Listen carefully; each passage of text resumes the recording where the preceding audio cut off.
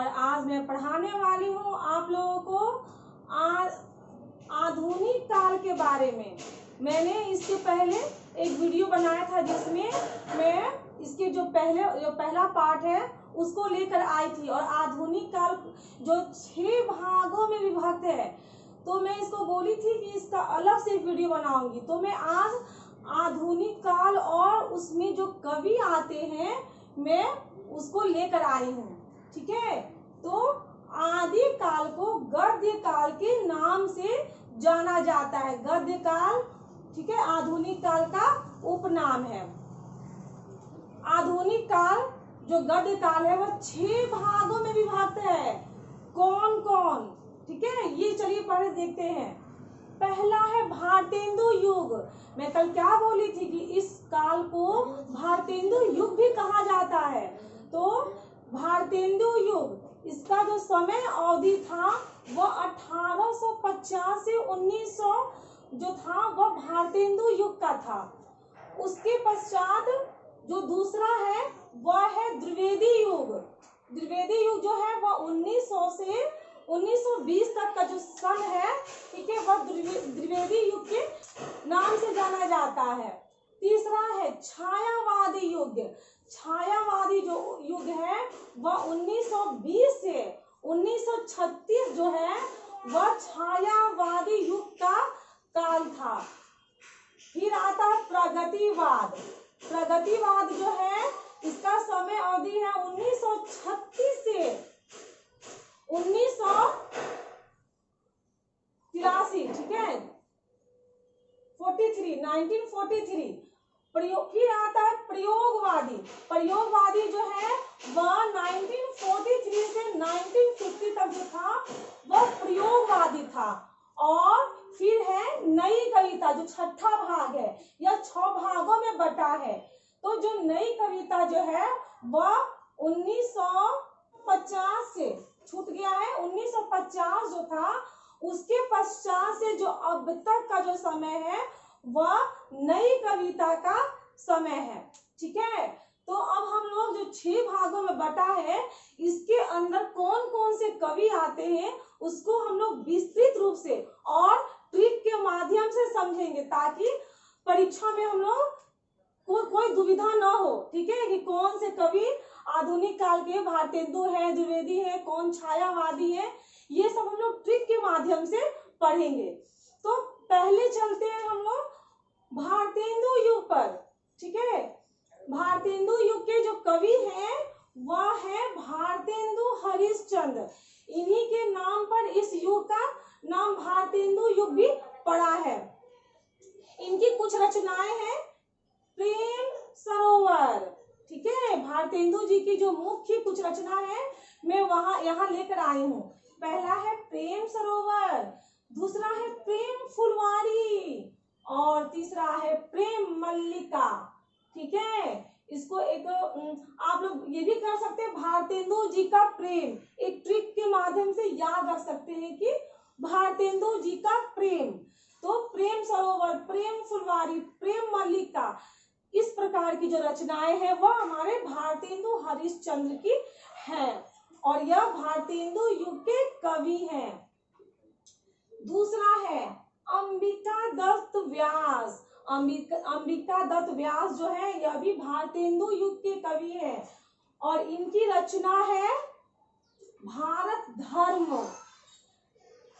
पावस पचासा और जगमोहन सिंह, यह इनकी अंबिका दत्त की रचना है। तीसरे भारतेंदु युग के जो कवि हो गए वो है अंबिका दत्त जो है उनकी 2 रचनाएं हैं, भारत धर्म और पावस पचासा। ये 2 कविताएं जो है वह अंबिका दत्त की है। और तीसरे जो कवि हो गए भारतेंदु युग के जो तीसरे कवि जो है वह है जगमोहन सिंह। ठीक है, जगमोहन सिंह से कोई याद आ रहे हैं? हमारे पूर्व प्रधानमंत्री, ठीक है, मनमोहन सिंह, उन्हीं के नाम पर है जगमोहन सिंह। और ये हमारे भारतेंदु युग के तीसरे जो कवि हैं वह हो गए। इनकी रचना है देवयानी और श्याम सरोजनी। देवयानी और श्याम सरोजनी जो है वह जगमोहन जो है सिंह उनकी रचना है। चौथे जो हो गए वह है राधाचरण गोस्वामी। राधाचरण गोस्वामी जो है वह भारतेंदु युग के कवि हैं और इनकी एक रचना जो है वह है नवभक्तमाल। नवभक्तमाल जो है वह रामचरण गोस्वामी की रचना है। अब यहाँ पे इतने सारे जो कवि हो गए, ठीक है, इसको हम लोग एक ट्रिक के माध्यम से याद रख सकते हैं कि भारतेंदु युग के जो कवि हैं वह कौन है। तो यहाँ देखिए मैं एक ट्रिक लिखी हूँ, भारत दत्त। भारत दत्त जगमोहन का स्वामी है। भारत दत्त जो है वह जगमोहन का स्वामी है। अब ये कैसा ट्रिक है? अरे भारत जो हो गया उससे हो गए भारतेंदु हरिश्चंद्र, दत्त से हो गए अंबिका दत्त व्यास, जगमोहन से हो गए जगमोहन सिंह और स्वामी से हो गए राधाचरण गोस्वामी। तो एक छोटा सा ट्रिक है, भारत दत्त जगमोहन का स्वामी है। एक ट्रिक के माध्यम से भारतेंदु हरिश्चंद्र के जो कवि हो गए उसके नाम में हम लोग गलती नहीं करेंगे। तो आप एक दो बार इस ट्रिक को बोलिएगा तो आपको ये ट्रिक याद हो जाएगा, ठीक है। तो ये आपका आधुनिक काल के जो पहला है भारतेंदु हरिश्चंद्र, ये ठीक है, इसके कवि हो गए। अब दूसरे नंबर की बारी है। दूसरा नंबर हो गया द्विवेदी युग। द्विवेदी युग से जैसे समझ में क्या आ रहा है कि यह इसमें द्विवेदी जी तो आएंगे ही आएंगे, ठीक है ना। तो द्विवेदी युग जो है वह 1900 से 1920 तक का जो समय था वह द्विवेदी युग का था। इसके जो कवि हो गए, ठीक है, वह है मैथिली शरण गुप्त। मैथिली शरण गुप्त जो है वह द्विवेदी युग के, यह प्रश्न आता परीक्षा में कि मैथिली शरण गुप्त किस युग के कवि हैं। तो यह आधुनिक युग के कवि तो हैं, किंतु आधुनिक युग में भी यह द्विवेदी युग के कवि हैं। और इनकी जो साकेत जो है, साकेत इनकी काफी मशहूर, काफी फेमस पुस्तक है, ठीक है, साकेत। फिर दूसरा है भारत भारती और तीसरा है यशोधरा। यशोधरा भी काफी चर्चित पुस्तक है। चौथा है पंचवटी। तो मैथिली शरण की जो ये पुस्तकें हैं इसको भी हम लोग एक ट्रिक के माध्यम से याद रख सकते हैं। यहाँ पर देखिए क्या है, साकेत गुप्ता भारती और यशोधरा के साथ पंचवटी गया। नहीं समझे? साकेत गुप्ता भारती और यशोधरा, ठीक है, जो साकेत गुप्ता एक मान लीजिए कोई युवक है जिसकी दो गर्लफ्रेंड है, भारती और यशोधरा, और उन दोनों के साथ क्या किए, वो पंचवटी गए घूमने के लिए। ये एक ट्रिक है, देखिए कैसे। साकेत से हो गया हमारा साकेत, भारती से हो गया भारत भारती। भारती जो लाफ्टर चैलेंज में जो बहुत मशहूर है, ठीक है, तो ये वो भारती नहीं है, ये भारत भारती मैथिली शरण गुप्त द्वारा रचित है। और तो भारती, फिर यशोधरा, यशोधरा जो गौतम बुद्ध की पत्नी थी, तो यशोधरा के साथ क्या हुए, पंचवटी। पंचवटी इनकी मैथिली शरण गुप्त की रचना है। तो पंचवटी गए, तो कौन गए, साकेत, और गुप्ता से क्या हो गए, मैथिली शरण गुप्त।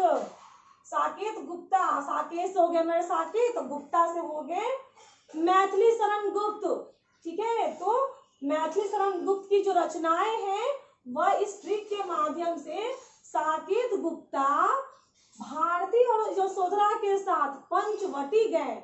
इस माध्यम से हम लोग जो द्विवेदी युग जो मैथिली शरण गुप्त है उनकी रचना को याद रख सकते हैं। है ना काफी इंटरेस्टिंग? मुझे पता है आप लोग अगर सुन लीजिएगा तो दोबारा नहीं भूलिएगा। दूसरा द्विवेदी युग के दूसरे कवि जो है वह है माखन लाल चतुर्वेदी। माखन लाल चतुर्वेदी के पहले जो उनका जो पहली रचना है वह है हिम किरीटनी। ठीक है, हिम किरीटनी उनकी रचना है। हिम तरंगिनी, फिर है युग चरण और समर्पण। इसका भी एक इंटरेस्टिंग ट्रिक्स है बच्चों। क्या देखिए, हिम वाला माखन चरण में समर्पित। ठीक है, माखन तो बहुत खाए होंगे, मगर हिम हिम किसको कहा जाता है? बर्फ को। तो हिम वाला जो माखन है यानी बर्फ का जो माखन है वह चरण में समर्पित। इतना इंटरेस्टिंग ट्रिक्स है जो एक बार सुनते ही याद हो जाएगा। तो हिम वाला से हो गया हिम किरीटनी, हिम तरंगिनी। ठीक है, यह माखन लाल का है। ठीक है, फिर माखन से हो गए हमारे माखन लाल, चरण से हो गए युग चरण और समर्पित से हो गए समर्पण। तो ये हमारे हो गए माखन लाल चतुर्वेदी की रचनाएं। अब मुझे पता है आप इसमें भी कभी आप गलती करके एग्जाम में बिल्कुल नहीं आएंगे कि माखन लाल के क्या है, जो हिम वाला जो है यानी बर्फ का क्या है, माखन, बर्फ का माखन, हिम वाला माखन चरण में समर्पित। ठीक है, तो अब मैं द्विवेदी युग के जो तीसरे कवि हैं वह है महावीर प्रसाद द्विवेदी। इन्हीं के नाम पर द्विवेदी युग का नामकरण किया गया था। यह द्विवेदी युग के काफी सबसे प्रसिद्ध कवि में से एक है। ठीक है, इनकी रचना जो है वह है काव्य मंजूषा और सुमन। दो रचनाएं जो है इनकी काफी मशहूर है। यह दो है, इसे आप आसानी से याद रख सकते हैं, काव्य मंजूषा और सुमन। चौथा है अयोध्या सिंह उपाध्याय हरिऔंध। यह द्विवेदी युग के कवि हैं हरिऔंध जी, और इनकी जो प्रिय प्रवास जो है यह काफी बहुत चर्चित पुस्तक में से एक है, प्रिय प्रवास। ठीक है, उसके बाद है वैदेही वनवास और रस कलश। तो यहाँ पे इन तीनों पुस्तकों को हरिऔंध जी का जो पुस्तकें हैं इसे भी याद रखने का एक ट्रिक है। ठीक है, अयोध्या में प्रवास, अयोध्या जो अभी क्या है, अब हमारे प्रधानमंत्री जी, ठीक है, अभी अयोध्या जो रामचंद्र जी का जो वहाँ निवास स्थल है, तो अयोध्या में प्रवास वैदेही और रस के साथ। वैदेही कौन थी? वैदेही हमारी जो सीता माता है उन्होंने वैदेही भी कहते थे। तो अयोध्या में सीता माता के बिना जाना ही गलत है। ठीक है, तो अयोध्या में प्रवास वैदेही और रस के साथ, यह एक ट्रिक है। ठीक है, अयोध्या से उपाध्याय हरिऔंध जो है उनकी रचना को याद रखने के लिए कैसे याद रखेंगे, यहाँ देखिए, अयोध्या से हो गए हमारे अयोध्या सिंह उपाध्याय हरिऔंध, प्रवास से हो गया प्रिय प्रवास, वैदेही से हो गया वैदेही वनवास, और रस से हो गया रस कलश। जहाँ वैदेही होंगी वहां तो रस होगा ही।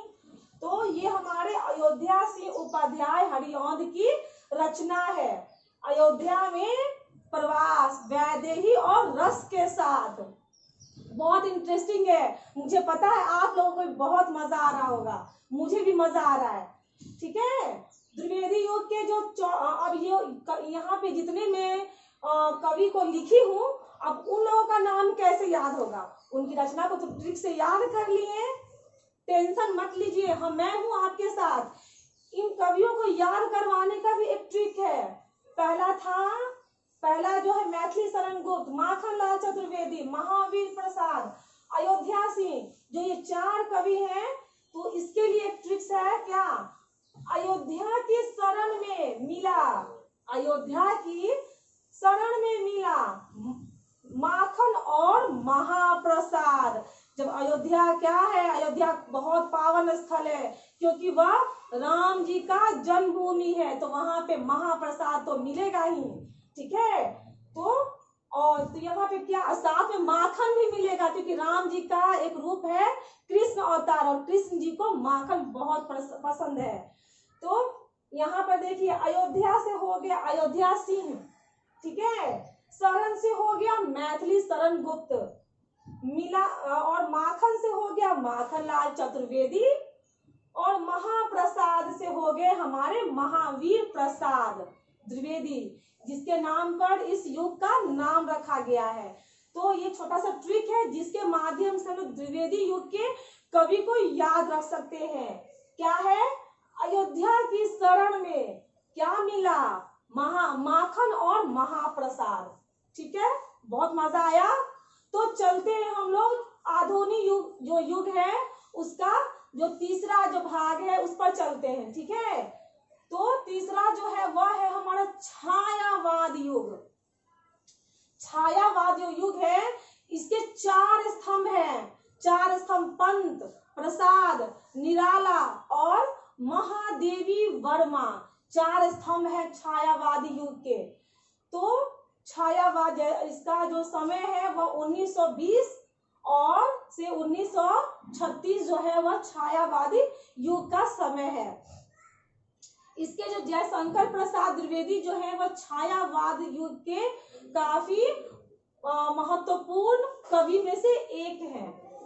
ठीक है, तो इनकी कुछ रचनाएं हैं जो मैं यहाँ लेकर आई हूँ।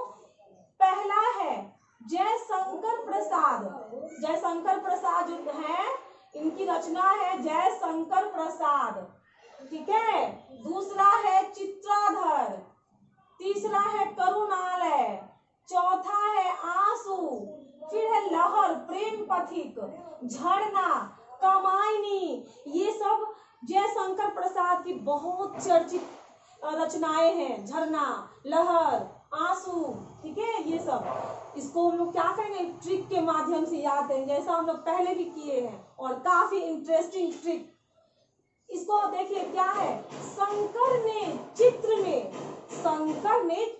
में करुणा के आंसू को लहर और झरना में बदला और पैसा कमाया।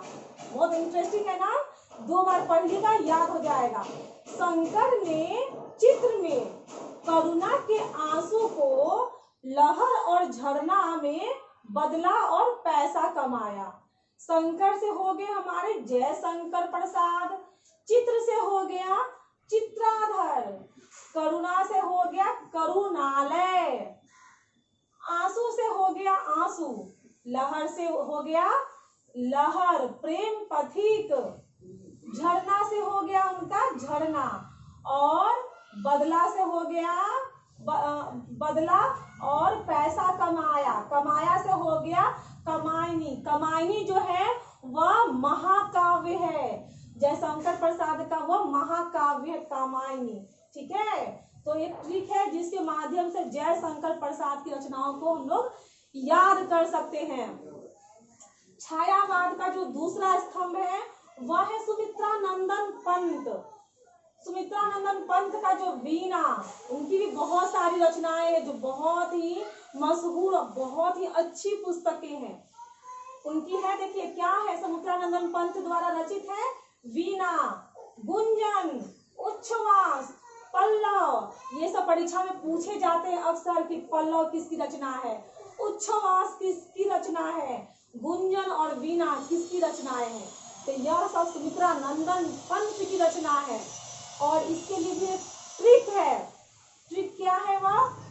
सुमित्रा के वीणा की गूंज आवाज में पुलकित हुई। सुमित्रा की वीणा, जो वीणा है उसकी गूंज क्या हुई? वह आवाज में पुलकित हुई। ठीक है, आवाज अर्थात घर। ठीक है, आवाज जो होता है जहां लोग रहते हैं वह आवाज होता है। तो सुमित्रा की वीणा, सुमित्रा से हो गया हमारे सुमित्रानंद, जिससे हम लोग गलती नहीं करेंगे।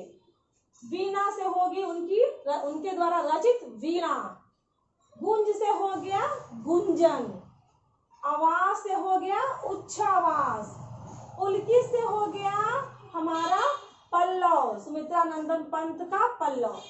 तो ये एक ट्रिक है, बहुत मजा। मुझे पता है कि आज के बाद ये दोबारा आपको इसमें कभी दुविधा नहीं होगी। जितनी भी मैं रचनाएं लाई हूँ, जितने भी मैं कवि लाई हूँ, सबको एक ट्रिक के माध्यम से एक ही वीडियो में मैं आपको ये सारा कुछ याद करवा दूंगी। अब बारी है छायावाद के तीसरे स्तंभ की।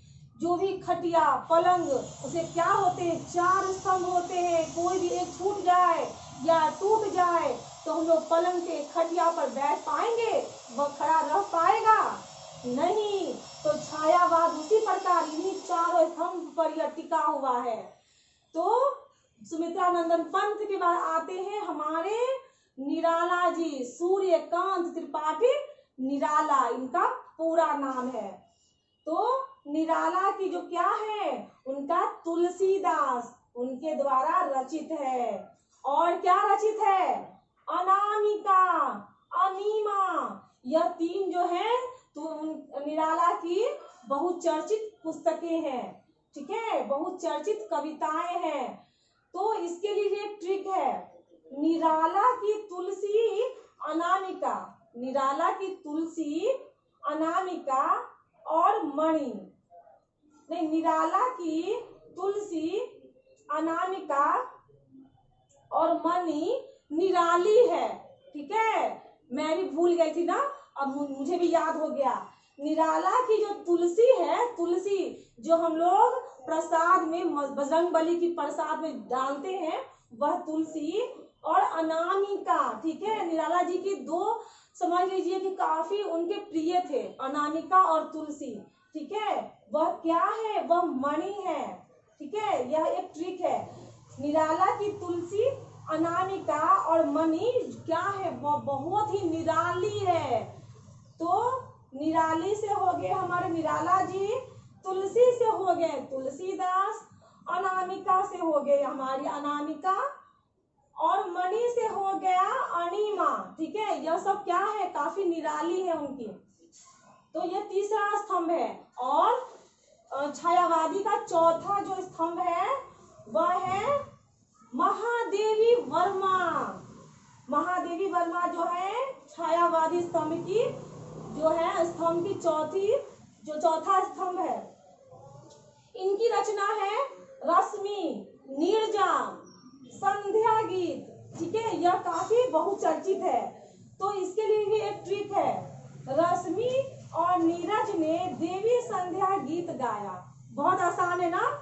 कौन, रश्मि और नीरज, 2 लोग जो है वो क्या किए, देवी संध्या गीत गाया। रश्मि से हो गए हमारी रश्मि, जो उनकी रचना है महादेवी की।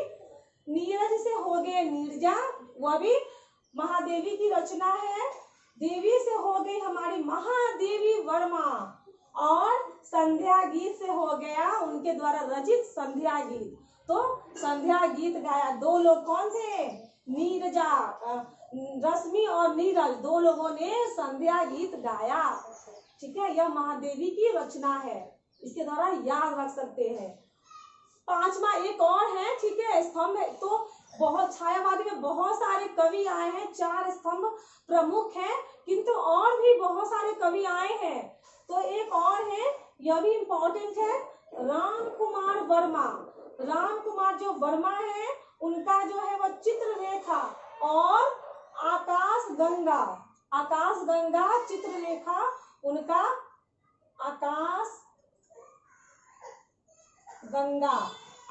गंगा और चित्र रेखा, 2 जो रचनाएं जो है वह राम कुमार वर्मा द्वारा रचित है। 2 है, यह काफी आसानी से आप याद रख सकते हैं। ठीक है, छायावादी युग के जो 4 स्तंभ है, पंत, प्रसाद, निराला और महादेवी वर्मा। इसके लिए अगर आपको अगर याद रखने में कोई दुविधा है तो एक ट्रिक है जिसको आप लोग लिख सकते हैं, उस माध्यम से याद रख सकते हैं कि महादेवी, शंकर, राम और सूर्य ने सुमित्रा को छायावाद में आशीर्वाद दिया।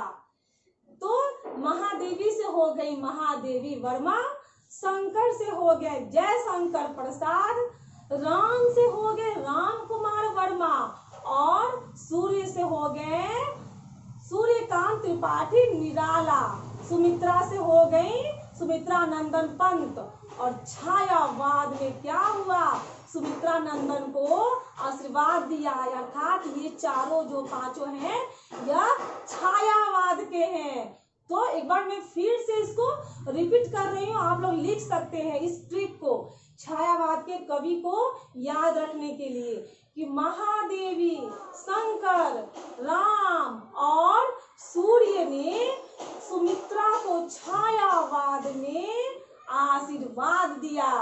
ठीक है, मैं आपको छोड़ूंगी नहीं, मैं सारे जितने भी मैं कवि है उसको ट्रिक के माध्यम से याद करवा के रहूंगी, ये मेरा विश्वास है। और लास्ट में आपको भी मुझ पर विश्वास होगा कब, जब आपको ये सारे नाम याद हो जाएंगे।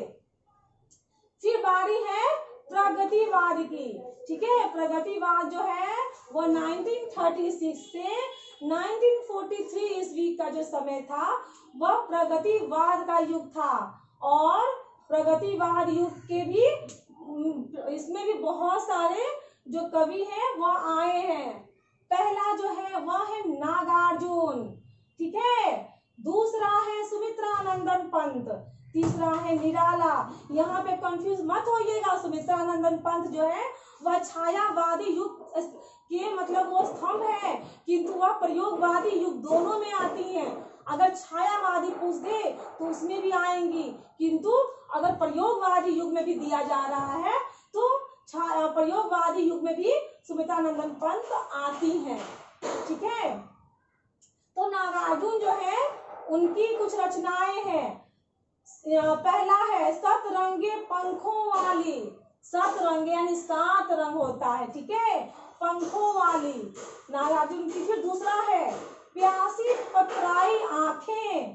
ठीक है, तीसरा है युग धारा। तो इसको एक ट्रिक के माध्यम से हम लोग याद रख सकते हैं। नागार्जुन की जो रचनाएं हैं, नागार्जुन जो है, नागार्जुन सतरंगी प्यासी आंखों वाली के साथ धरा गए यानी पकड़ा गए। ठीक है, धराना भोजपुरी में बोला जाता है, तुम धरा गए अर्थात पकड़े गए। तो नागार्जुन जो थे वह सतरंगी प्यासी आंखों वाली के साथ धरा गए। यह नागार्जुन जो है उनकी रचना को याद करने का इंटरेस्टिंग ट्रिक है। तो नागार्जुन से हो गए नागार्जुन, सतरंगी से हो गए सतरंगे पंखों वाली, प्यासी आंखों से हो गया प्यासी पथराई आंखें, और वाली के साथ क्या हो गए धरा गए, धारा से हो गया युग धारा। तो नागार्जुन की कविता को इतने इंटरेस्टिंग जो ट्रिक है उसके माध्यम से आप लोगों को अभी याद भी हो गया होगा। ठीक है, तो अब बारी है ये प्रगतिवाद के जो दूसरे जो है वह है सुमित्रानंदन पंत। तो उनका क्या है युगवाणी और ग्राम्या। वह प्रगतिवाद युग में इन दोनों को युगवाणी और ग्राम्या की रचना उन्होंने की है। यह दोनों भी काफी महत्वपूर्ण है। प्रगतिवाद का जो तीसरा जो है तीसरे जो कवि हो गए वह निराला है। उनका एक जो है कुकुरमुत्ता जो काफी मशहूर है। यह कुकुरमुत्ता जो है निराला द्वारा रचित है। निराला अभी प्रगतिवाद के भी कवि हैं। ठीक है, फिर है केदारनाथ अग्रवाल। केदारनाथ नाम सुनकर कौन याद आ गया आपको? केदारनाथ जो मूवी आया था, फिल्म आया था, उसमें उस फिल्म को सुशांत सिंह राजपूत द्वारा उसमें क्या किरदार निभाया गया था। ठीक है, तो जब भी केदारनाथ लोग सुनते हैं तो क्या होते हैं सुशांत सिंह राजपूत याद आ जाते हैं। ठीक है, तो केदारनाथ जो हो गए वो प्रगतिवाद जो है उसके कवि है। उनके द्वारा रचित जो कविता है वह है फूल नहीं रंग बदलते हैं, इंसान रंग बदलते हैं। ये यहाँ नहीं है, फूल नहीं रंग बदलते हैं। यह इतना ही रचना है, ये याद रखने के लिए। ठीक है, फूल रंग नहीं बदलते हैं, यह केदारनाथ द्वारा रचित है।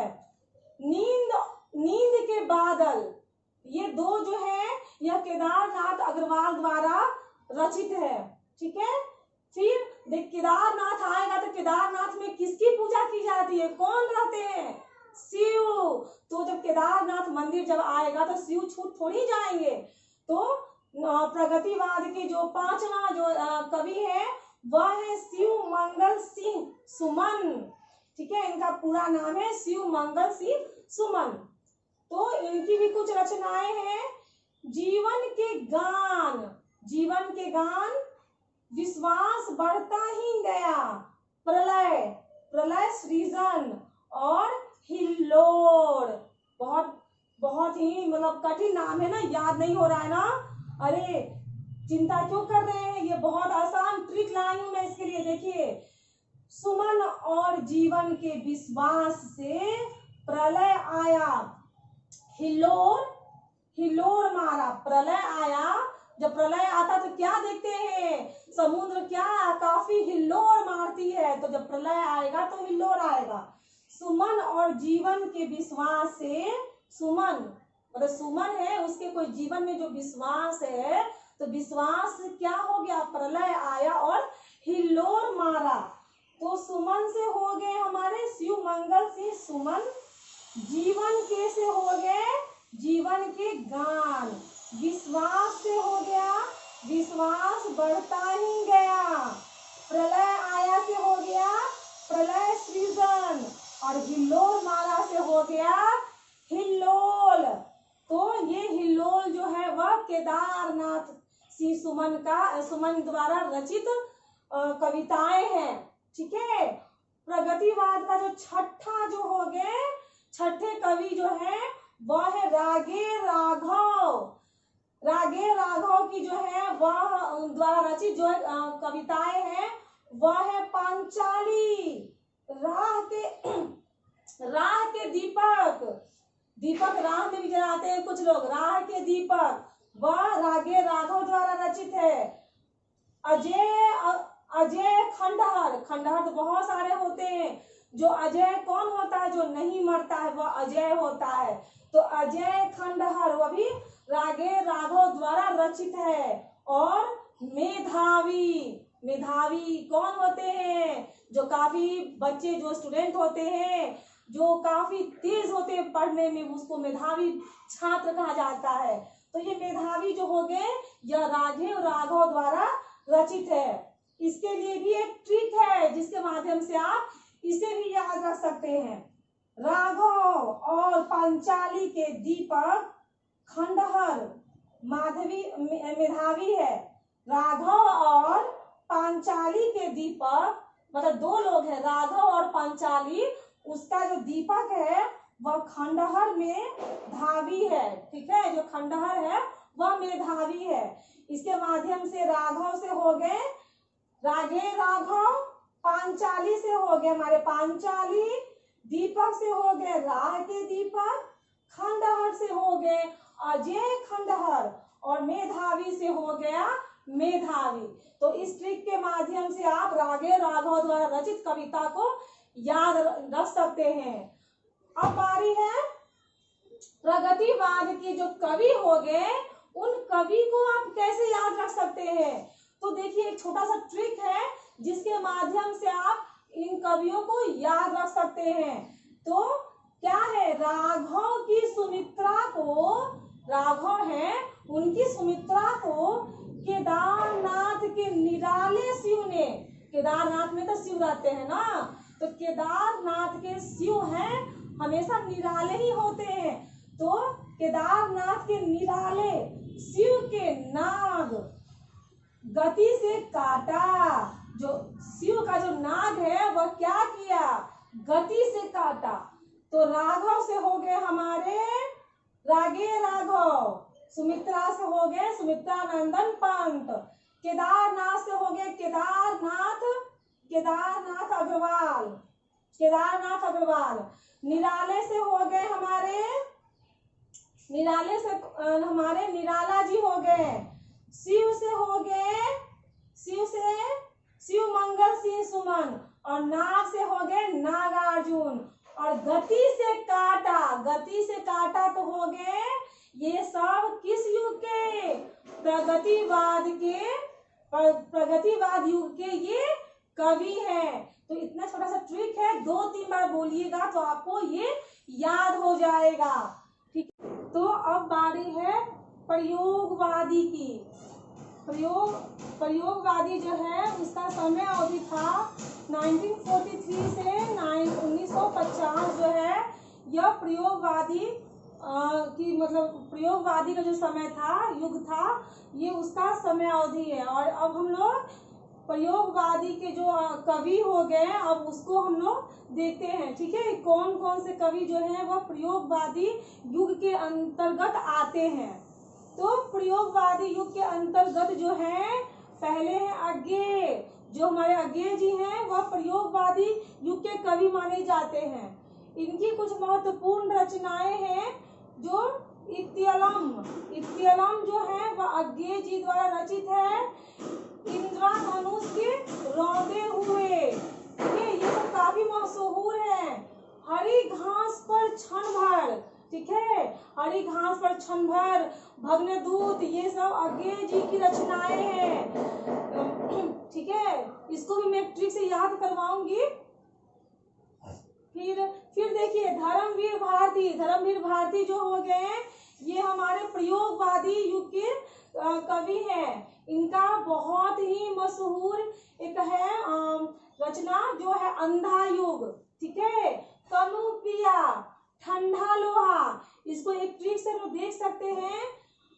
अंधी कनुप्रिया लोहे से धर्मवीर बनी। ठीक है, तो अंधी से हो गया हमारा अंधा युग, कनुप्रिया से हो गए हमारे कनुप्रिया, और लोहा से हो गया ठंडा लोहा, और धर्मवीर से हो गया धर्मवीर भारती। ये याद रखने के लिए है कि ये धर्मवीर भारती की रचनाएं हैं। प्रयोगवादी युग की जो है तीसरे जो कवि हैं वह हो गए भारत भूषण अग्रवाल। ये प्रयोगवादी युग के कवि हैं और इनकी एक जो है काफी मशहूर रचना है ओ अप्रस्तुति मन। ठीक है, ये भारत भूषण अग्रवाल द्वारा रचित है। फिर आते हैं प्रयोगवादी युग में मुक्तिबोध माधव जो करके होता है, इनका पूरा नाम है और शॉर्ट में इनको लोग मुक्तिबोध के नाम से जानते हैं। तो जो मुक्तिबोध हो गए ये प्रयोगवादी युग के कवि हैं और इनका एक बहुत ही मशहूर, ठीक है, बहुचर्चित कविता है चांद का मुंह टेढ़ा। ठीक है, तो ये मुक्तिबोध द्वारा रचित है। पांचवा है गिरजा कुमार माथुर है, उनकी रचना है धूप के धाम जो है वह धूप के, तो ये गिरजा कुमार माथुर द्वारा रचित है। और है नाश और निर्माण, नाश होता है, निर्माण होता है, फिर नाश होता है, तो जो नाश और निर्माण हो गया वह गिरजा कुमार माथुर द्वारा रचित है। छठा हो गया नरेश मेहता जो है इनका एक जो है कविता काफी बहुचर्चित है, वह है संशय की एक रात। संशय अर्थात होती क्या होता है, दुविधा, तो दुविधा भरी रात जो है वह नरेश मेहता द्वारा रचित है। और जो प्रयोगवाद युग के जो सातवें कवि जो हो गए वो है सर्वेश्वर दयाल सक्सेना। ठीक है, सर्वेश्वर दयाल जो सक्सेना हो गए उनके द्वारा एक रचना है, बहुत सारी रचनाएं हैं, जो एक मशहूर रचना है मैं उसको लेकर आई हूँ, जो है बांस के पुल ज्यादातर अब पहले बांस के ही होते थे, अब लोहा के और दूसरे चीज के जो सीमेंट बालू हो गए उसके देखते हैं। तो जो पुल है वह बांस के, ये सर्वेश्वर दयाल सक्सेना द्वारा रचित कविता है। और प्रयोगवादी युग के जो कवि हो गए उसको हम एक ट्रिक के माध्यम से याद रख सकते हैं। वो ट्रिक यहाँ पर मैं लिखी हूँ। भारत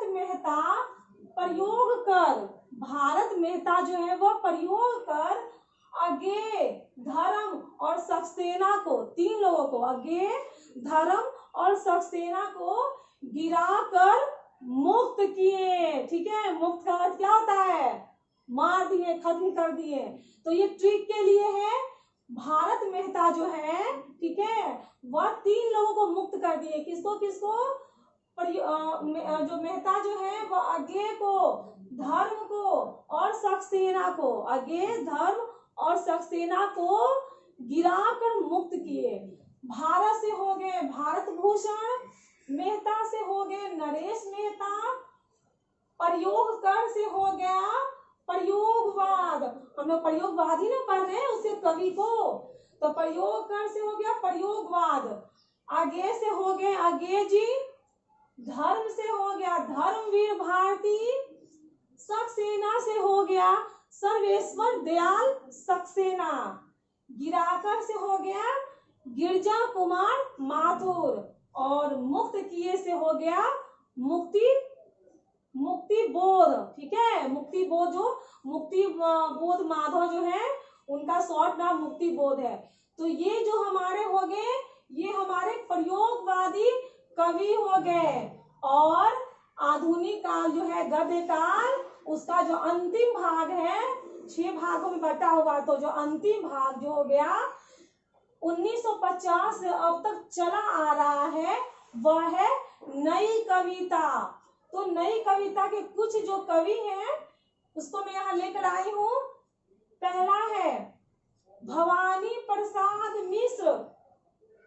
भवानी प्रसाद मिश्र जो है उनका सन्नाटा, गीत फरोश, चकित है दुख, ये तीनों काफी मशहूर है। तो इसे एक ट्रिक है, सन्नाटे में गीत जो चकित कर दे भवानी को। ठीक है, तो ये नई कविता के जो भवानी प्रसाद मिश्र है उनकी ये कविता है, जिसको हम लोग इस ट्रिक के माध्यम से याद रख सकते हैं। सन्नाटे से हो गया सन्नाटा, गीत से हो गया गीत फरोश, ठीक है, चकित से हो गया चकित है दुख। किसको चकित कर दे? भवानी प्रसाद मिश्र को। तो ये भवानी प्रसाद मिश्र द्वारा रचित कविताएं हैं। नई कविता में जो दूसरे हैं वह है दुष्यंत कुमार।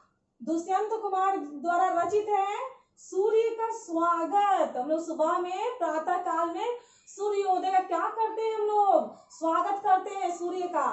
तो दुष्यंत कुमार द्वारा रचित है सूर्य का स्वागत। साये में धूप, ठीक है, धूप जो क्या है, जब बादल छा जाता है तो ऐसा महसूस होता है कि जो धूप क्या है वह साये में छिप गया है। तो ये दुष्यंत कुमार द्वारा रचित है। ये दो है जो आसानी से याद रह सकता है, इसलिए इसे मैं कोई ट्रिक्स नहीं लिखी हूँ इसके लिए। ठीक है, फिर है सूर्यकांत वर्मा। इनकी कुछ रचनाएं हैं जो है मगध, माया दर्पण, दिनारंभ, भटका मेघ। यहाँ पे 3-4 है, इसके लिए भी एक ट्रिक है। श्रीकांत से हो गया हमारे श्रीकांत वर्मा, मगध से हो गया उनके द्वारा रचित कविता मगध, माया से हो गया माया दर्पण, दिन भर से हो गया दीनारंभ, भटका से हो गया मेघ भटका। तो ये श्रीकांत वर्मा द्वारा रचित जो उनकी रचनाएं हैं, ठीक है, तो उसको इस ट्रिक के माध्यम से आप एक बार याद करिएगा, ये आसानी से याद हो जाएगा। फिर नई कविता के जो चौथे जो कवि हैं वो है रघुवीर सहाय। बहुत ही ये जाने पहचाने, हम सब लोग इनके नाम से परिचित हैं। तो जो रघुवीर सहाय है उनकी 2 रचनाएं काफी मशहूर हैं। हंसो हंसो जल्दी हंसो, बहुत अच्छा नाम है ना, एक बार में याद हो जाएगा। हंसो हंसो जल्दी हंसो, ये रघुवीर सहाय द्वारा रचित है।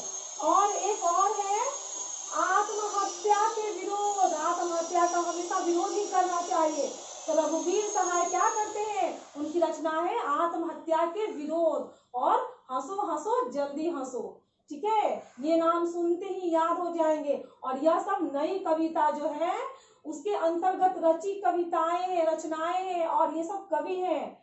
5वां है कुंवर नारायण। कुंवर नारायण का जो है अभी स्टेट में एक अभी 10th क्लास में कुंवर नारायण का है एक वृक्ष की हत्या, जो कुंवर नारायण द्वारा रचित है। ठीक है, तो ये उसमें इनकी एक कविता है जो हम लोग पढ़ने को मिलती है, और ये परीक्षा में इनके बारे में पूछा जा सकता है। तो कुंवर नारायण, इनका एक और है चक्रव्यूह। चक्रव्यूह जो है और आमने सामने, चक्रव्यूह आमने सामने ही लड़ा जाता है ना, छिप कर नहीं लड़ा जाता है। और एक वृक्ष की हत्या, यह कुंवर नारायण द्वारा रचित है। फिर है जगदीश गुप्त। जगदीश गुप्त जो है यही नई कविता के अंतर्गत ही आते हैं। इनके द्वारा रचित कुंवर नारायण जो है, इसकी रचना को हम एक ट्रिक के माध्यम से याद रख सकते हैं। नारायण के चक्रव्यूह के सामने कोई दूसरा नहीं। नारायण के चक्रव्यूह, जो नारायण कौन है? विष्णु भगवान। और जब उनका चक्र चलता है तो उसके सामने दूसरा कोई नहीं आता है। चक्र होता है और जिसको वो दंड चाहते हैं देना, वो होता है। तो कुंवर नारायण का जो है, नारायण से हो गया कुंवर नारायण, चक्रव्यूह से हो गया चक्रव्यूह, ठीक है। उनके सामने दूसरा कोई दूसरा नहीं, तो आमने सामने है ना, सामने, ठीक है। तो कोई दूसरा नहीं से कोई दूसरा नहीं। तो इस ट्रिक के माध्यम से हम लोग कुंवर नारायण की रचना को याद रख सकते हैं। छठा है जगदीश गुप्त। जगदीश गुप्त जो है उनकी कुछ रचना है बोधि वृक्ष। बोधि वृक्ष। फिर है नाव के पांव। पांव इंसानों के नहीं, नाव के भी जो जगदीश गुप्त है उनके जो नाव है उनके भी पांव निकल आए हैं, ठीक है। और शब्द दंश, जो शब्द है दंश यानी दांत भी बोल सकते हैं, ठीक है। तो शब्द दंश जो है वह जगदीश गुप्त द्वारा रचित है। इसको एक ट्रिक है, अंतिम ट्रिक है, इसके माध्यम से हम लोग इसको याद रख सकते हैं। जगदीश को वृक्ष के नीचे पांव में दंश लगा। जो जगदीश है उसको इधर उधर नहीं, वृक्ष के नीचे, ठीक है, वृक्ष के नीचे पांव में दंश अर्थात कांटा भी बोलते हैं, ठीक है। तो वृक्ष के नीचे हमेशा कांटा, अगर कंटीला वृक्ष है तो कांटा चुभ ही जाता है। तो जगदीश को क्या होता है? वृक्ष के नीचे दंश लगा, ठीक है, पांव में दंश लगा। तो जगदीश से हमारे जगदीश हो गए, वृक्ष से हो गया बोधि वृक्ष, ठीक है, पांव में से हो गया नाव के पांव, दंश से हो गया शब्द दंश। तो ये जगदीश गुप्त की कुछ रचनाएं हैं। अब नई कविता के जो कवि हो गए उसको भी हम लोग एक ट्रिक के माध्यम से याद रख सकते हैं, ठीक है। यहाँ पर देखिए, श्रीकांत ने दुष्यंत को जगदीश और नारायण की वीरता की, जगदीश और नारायण दो लोग जो हैं उनके वीरता की भावनात्मक, ठीक है, भाव से भरा हुआ भावनात्मक कविता सुनाई। तो श्रीकांत से हो गया श्रीकांत, दुष्यंत से हो गए हमारे दुष्यंत जी, जगदीश से हो गए जगदीश नारायण, ठीक है, जगदीश से हो गए हमारे जगदीश जी, नारायण से हो गए कुंवर नारायण, ठीक है।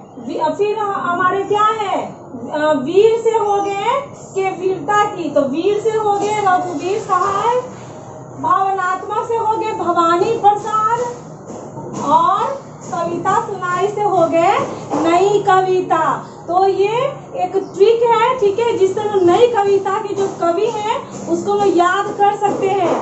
तो श्रीकांत ने दुष्यंत को जगदीश और नारायण के वीरता की भावनात्मक कविता सुनाई। तो इस ट्रिक के माध्यम से हम नई कविता के जो कवि हैं उसको याद रख सकते हैं। तो अगर आपको मेरा ये वीडियो अच्छा लगा हो तो प्लीज इसको लाइक और सब्सक्राइब कीजिए, बेल आइकन की घंटी को दबाइए ताकि मेरा आने